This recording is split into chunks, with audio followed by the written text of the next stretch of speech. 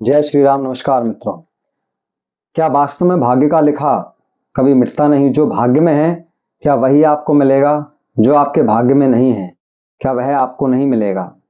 तो मित्रों, आज एक बहुत अच्छे प्रसंग से, बहुत अच्छी एक कहानी से हम ये विचार करेंगे कि वास्तव में भाग्यहीन नर पावत नाही। देखिए, वैसे तो कहा जाता है, हमारे ग्रंथ कहते हैं कि कर्म प्रधान विश्व करी राखा, जो जस करई सो तस फल चाखा। अर्थात जो जैसा करता है वह वैसा फल प्राप्त करता है। लेकिन क्या भाग्य इतना प्रबल होता है? यदि भाग्य आपका प्रबल है तो आप बहुत धनवान बन सकते हैं, या भाग्यहीन है तो आप कितना भी कुछ करते रहो आपको कुछ प्राप्त नहीं होगा। तो मित्रों, आप सभी से निवेदन, इस वीडियो को पूरा आप सुनिएगा। बहुत अच्छी आज एक स्टोरी के माध्यम से हम सब इस बात को जानेंगे। तो एक नगर में एक राजा रहता था। वह अपने राज्य का बहुत अच्छे से पालन करता था। उसकी प्रजा उससे बहुत प्रसन्न रहती थी।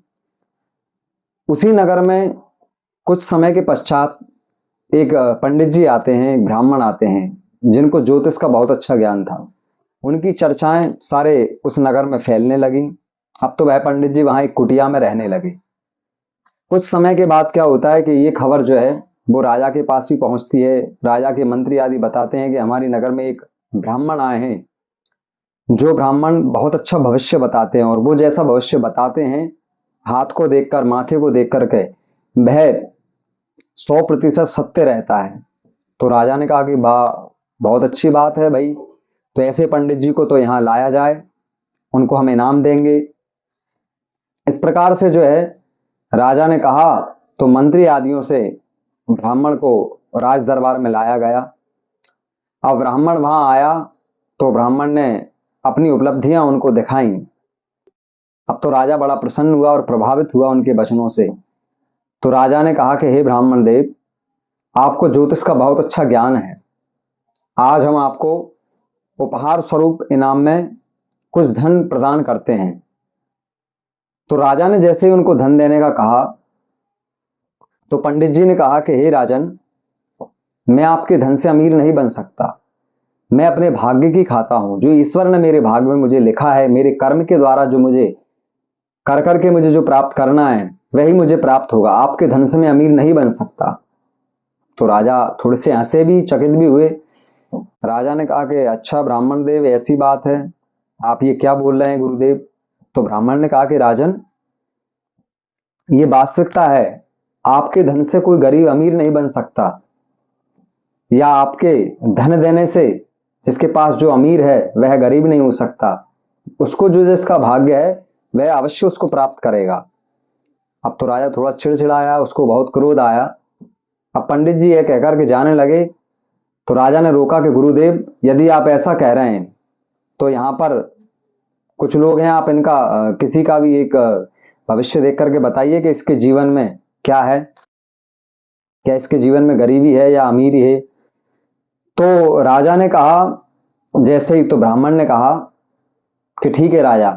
अब राजा ने मंत्री को इशारा कर दिया। तो मंत्री जो है वो राजा के यहाँ एक पेड़ पौधों की रखवाली करने वाला माली था। उसको अच्छे कपड़े आदि पहना करके और एक राजपुत्र का स्वरूप बना करके और वहां लाया।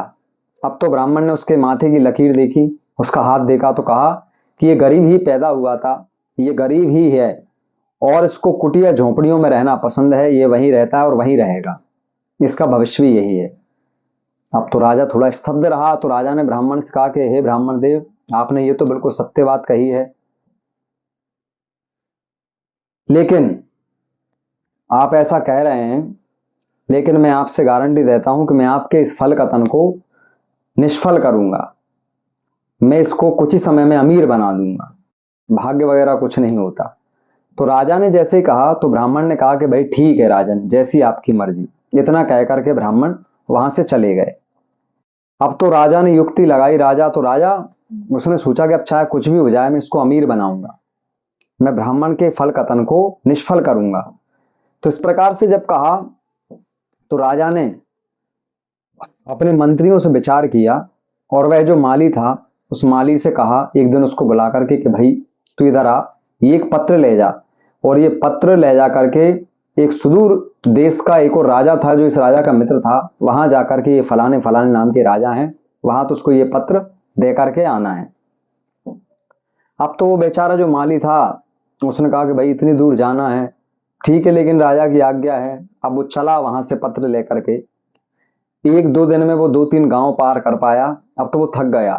थका तो वो एक पेड़ के नीचे वहीं बैठ गया उस पत्र को लेकर के। और वहां उसको भूख लगी थी तो कुछ खाना वो लेकर के आया तो उसको वहां खाने लगा। अब अकस्मात क्या होता है कि वहां पर जब वो खाना खा रहा था तो उसका एक पुराना मित्र जो उसके साथ ही उन खेतों में काम करता था वह वहां आ जाता है। और वह कहता है, अरे मित्र तुम यहाँ कैसे?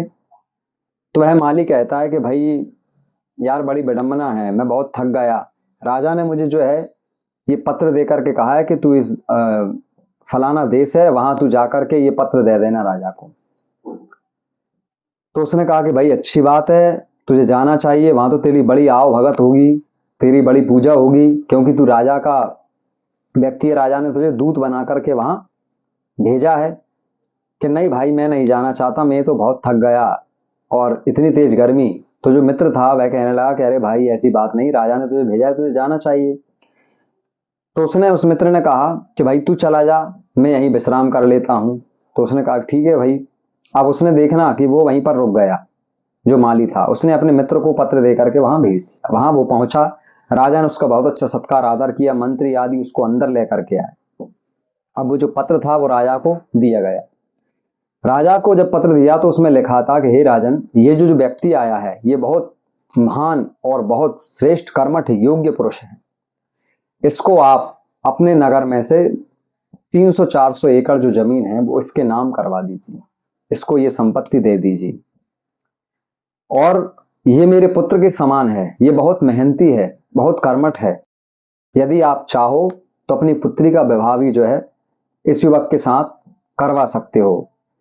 और उसका बेनिफिट जो होगा वो यह होगा कि जब ये यहाँ वापस आएगा तो मैं अपने राज्य नगर के भी 8-10 गांव जो है वो इसको दे दूंगा, आपकी पुत्री बड़ी कुशल रहेगी। अब तो जो है राजा ने विचार किया और अपनी पुत्री का विवाह उसके साथ करवा दिया। अब वो तो बड़ी मस्ती से साहब बहुत कुछ धन लेकर के, जमीन उसके नाम हो गई और उस राजपुत्री को लेकर के वहां से निकल गया। अब वो जो था माली वो उस पेड़ के नीचे सोया था, वो वापस आया और अपनी कुटिया में आके सो गया। अब एक दो दिन ऐसे ही गुजरे। अब एक दिन वो सो करके उठा तो वहां राजा को फिर देखा। तो राजा ने उस माली से पूछा कि कहो भाई माली। अब राजा उसको देख करके तो बड़ा क्रोधित हुआ कि ये नहीं गया, पर उसने फिर माली ने सारा वृत्तांत जो है उसको सुनाया कि ऐसा ऐसा हुआ। तो राजा को बड़ा क्रोध आया। फिर राजा को वही भविष्यवाणी याद आई कि पंडित जी ने कहा था कि भाग्य का लिखा कभी नहीं मिट सकता। लेकिन राजा ने कहा कि हो सकती है भाई कोई गलती हो, कोई भूल चूक हुई हो, या कुछ भी एक आश्चर्यचकित वाली बात नहीं है। मैं एक बार और प्रयास करता हूं, मैं अवश्य इसको अमीर बनाऊंगा। राजा ने फिर प्रयास किया। एक दो दिन निकले तो उस समय क्या हुआ, जो माली था तरबूज की फसल थी, तो तरबूज की फसल में से एक बड़ा सा तरबूज लेकर के वह माली राजा के पास आया और राजा से कहता है कि राजन ये देखिए इस बार तरबूज की बड़ी अच्छी फसल हुई है, ये बड़े बड़े तरबूज लगे, ये एक तरबूज मैं लेकर के आया हूं। राजा देखकर बड़ा प्रसन्न हुआ। अब राजा ने सोचा, वहीं युक्ति लगाई और उसने अपने मंत्री से कहा चुपचाप इशारों में इसको आप ले जाओ। तरबूज को वो अंदर लेके गया मंत्री और वहां उसको हीरे जवाहरात से तरबूज को खोखला करके भर दिया और उसको ज्यों के त्यों उसको पैक कर दिया। अब वो जो तरबूज है वह तरबूज लेकर के राजा ने उस माली को ही पुनः दे दिया कि लो भाई माली, मैं बड़ा प्रसन्न हूं और मैं उपहार के रूप में, इनाम के रूप में तुम्हें ये तरबूज दे रहा हूं, जाओ तुम अपने घर पे जाकर के इसको अपने बच्चे आदि आप सब मिलकर के बांट लेना, खा लेना।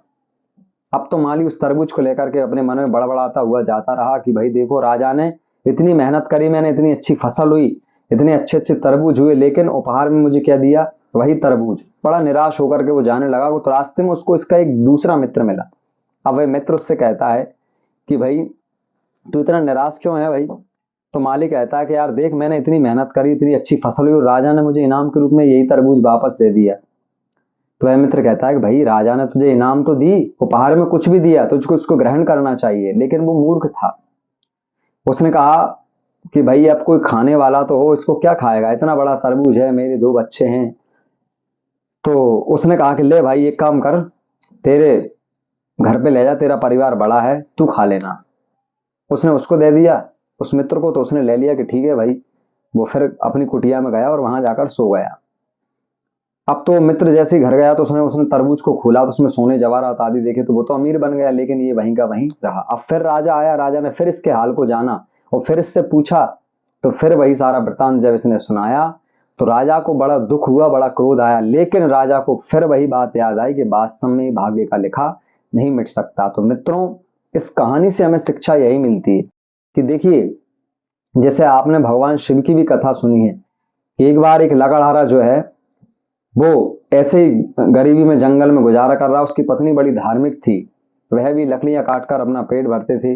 एक दिन भगवती माँ की साधना करते थे, भगवान शिव की उपासना करते थे, परंतु उनके पास किसी प्रकार से धन आदि की व्यवस्था नहीं थी, गरीबी में अपना गुजारा करते थे। माता ने उनसे प्रार्थना की भगवान शिव से कि हे भगवान, ये बड़े गरीब आदमी हैं, इनको आप कुछ धन दे दीजिए ना, आपका क्या जाता है, आपके पास तो इतनी संपत्ति, आप जो चाहे वो कुछ कर सकते हैं। लेकिन भगवान ने कहा कि देखो देवी, इनके भाग्य में ये चीज नहीं है, ये स्वीकार नहीं कर पाएंगे, लेकिन फिर भी आप कहती हो तो मैं प्रयास करता हूँ। और भगवान शिव ने एक सोने जवाहरात की पोटली बनाकर वो जिस रास्ते से लकड़ियां लेकर के जा रहे थे वहां पटक दी। लेकिन देखिए उसकी बुद्धि, वह लकड़हारा उसकी पत्नी वहां से निकले तो लकड़हारा कहता है कि अरे रास्ते में देखो ये किसने क्या कचरा आदि पटक दिया, उसमें लात दे करके वहां से आगे निकल जाता है। अब भगवान शिव कहते हैं कि देखो माँ, ये क्या है। तो इसलिए सबसे बड़ी शिक्षा यही है कि वास्तव में देखिए, कर्म प्रधान तो है ही, कर्म तो हमको करना ही है, परंतु कभी कभी देखिए किसी प्रतियोगिता में आप जानते हैं कि अनुभव, शिक्षा और भाग्य तीनों चीज बहुत ज्यादा आवश्यक होती हैं। यदि हम समस्त चीजें हैं लेकिन 1% यदि हम भाग्य से रह जाते हैं, हमारा भाग्य प्रबल नहीं है। आज के युग में बहुत सारे लोग अमीर हैं, बहुत सारे लोग गरीब हैं, कुछ गलत कर्म करते हुए बहुत अमीर हैं, कुछ अच्छा कर्म करते हुए बहुत गरीब हैं। तो ये क्या है मित्रों, ये उनका भाग्य है जो प्रारब्ध से वो लेकर के आए हैं, जो उसको भोग रहे हैं। परंतु जैसे ही प्रारब्ध पूर्ण हो जाएगा, उनका भाग्य पूर्ण हो जाएगा, तो फिर पुनः वो अपने कर्म अनुसार फल प्राप्त करेंगे। तो मित्रों, आप सभी से निवेदन कि ये जो सच्चाई है, शास्त्र अनुसार भगवान ने भी इस चीज को दर्शाया है। आप सभी ने इस वीडियो को देखा, आप सभी का बहुत बहुत धन्यवाद। आपसे निवेदन, हमारे चैनल को सब्सक्राइब करें, वीडियो को लाइक करें और भी आप कमेंट आदि कर करके बताएं। बहुत अच्छे अच्छे विचार हम हमारी वीडियोस के माध्यम से आपको प्रतिदिन हमारे चैनल के माध्यम से बताएंगे। तो आप कमेंट कर कर भी हमें हमारे आपके जो प्रश्न हैं वो आप हमसे कमेंट में कहें। आप सभी प्रसन्न रहें, सुखी रहें। जय श्री राम।